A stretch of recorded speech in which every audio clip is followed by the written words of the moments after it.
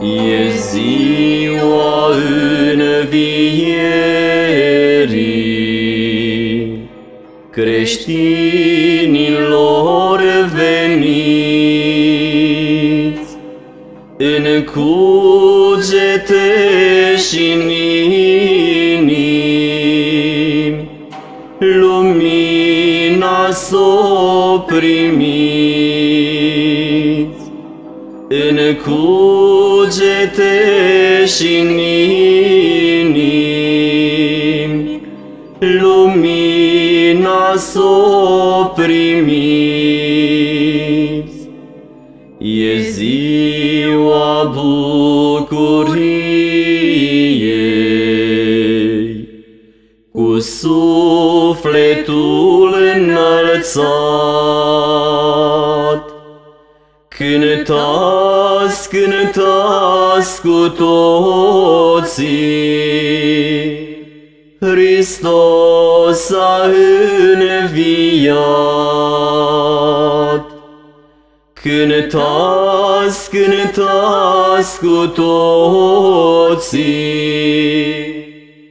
Hristos a înviat. Cântați cu ochii în lacrimi, că Cel ce ne-a salvat din morți pe veșnicie, Hristos a înviat. Din morți pe veșnicie, Hristos a înviat. Cântări de biruință s-aducem lui Hristos, că din robia morții cu moartea lui ne-a scos.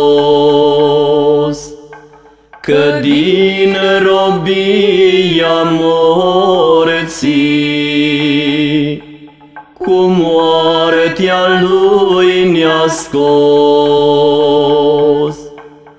La straja dimineții un înger luminat, venind la groapă strigă, Hristos a înviat. Venind la groapă strigă, Hristos a înviat. Ca soarele dreptății, Hristos a răsărit și tuturor viață ne-a dat, ne-a mântuit. Și tuturor viață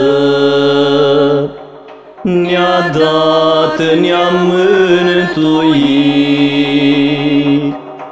E praznicul cel mare